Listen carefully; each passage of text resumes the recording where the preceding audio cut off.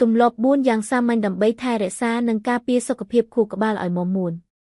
คู่กบาคือจีมัชมันโดบัญชีการในเรียงกายแต่งมูลมันท่าแต่การเกิดการจงจำอารมณ์หรือการធ្វើจนับเซงสุดซึ่งแต่อาศัยเลือสกเพียบคู่กบาแต่งโดยเฉพาะการไทยเรซาคู่กบาเหมือนแมนจีเรื่องสมกสมานหรือเตรียมเตียถ่ายการจรานุเตเนี่ยอาจจับดำพลับโดรูปเบียบรูเนื้อนังกาเปียคู่กบาระบเนี่ยบ้านอย่างงี้สู้จีเรียงรอดไงตามระยะตุ่มลบสำคัญแต่งบุญนี้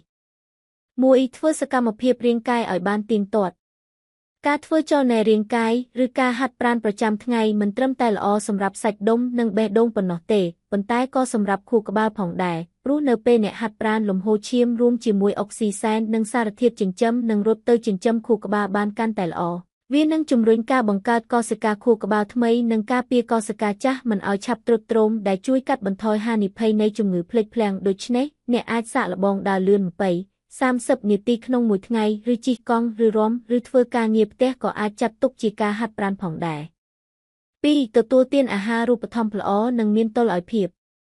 អ្វីដែលអ្នកញ៉ាំចូលទៅគឺជាធម្មពលផ្ទាល់សម្រាប់ដំណើរការនៃខួរក្បាលត្រូវការសារធាតុចិញ្ចឹមជាក់លាក់ដូចជាអាស៊ីតខ្លាញ់អូមេហ្គា3សារធាតុប្រឆាំងអុកស៊ីតកម្មនិងវីតាមីនផ្សេងដើម្បីទ្រទ្រង់និងការពារកោសិកាប្រព័ន្ធប្រសាទអាហារល្អជួយឲ្យខួរក្បាលដំណើរការបានរហ័សផ្ដោតអារម្មណ៍បានល្អនិងការពារពីការរលាកឬការខូចខាតកោសិកាសូមបន្ថែមបន្លែបៃតងផ្លែឈើត្រីដូចជាត្រីសាម៉ុនឬត្រីដែលមានខ្លាញ់ល្អសណ្តែកនិងគ្រាប់ធញ្ញជាតិនៅក្នុងរបបអាហារប្រចាំថ្ងៃហើយកាត់បន្ថយអាហារផ្អែមខ្លាំងឬអាហារកែច្នៃ3គេងលក់ឲ្យបានគ្រប់គ្រាន់និងមានគុណភាព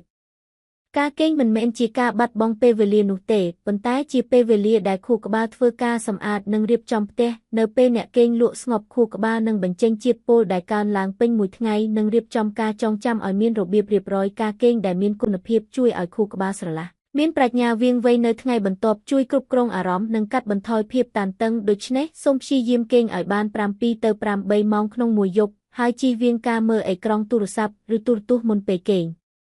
4ធ្វើឲ្យគំនិតសកម្មនិងរៀនអ្វីថ្មីជានិច្ចដូចគ្នានឹងសាច់ដុំដែរប្រសិនបើខួរក្បាលមិនត្រូវបានប្រើប្រាស់ទេវានឹងចុះខ្សោយទៅតាមពេលវេលាការប្រឈមមុខនឹងគំនិតឬការងារថ្មីជួយបង្កើតបណ្ដាញសរសៃប្រព័ន្ធប្រសាទថ្មីនៅក្នុងខួរក្បាលវាជួយបង្កើនសមត្ថភាពគិតដោះស្រាយបញ្ហានិងរក្សាភាពរហ័សរហួននៃប្រាជ្ញារហូតដល់វ័យចំណាស់សូមអានសៀវភៅឬលេងល្បែងបណ្ដុះប្រាជ្ញាដូចជាអុករៀនភាសាថ្មីរៀនប្រដាប់ប្រដាតន្ត្រីឬសូម្បីតែការសាកល្បងធ្វើម្ហូបតាមរូបមន្តថ្មី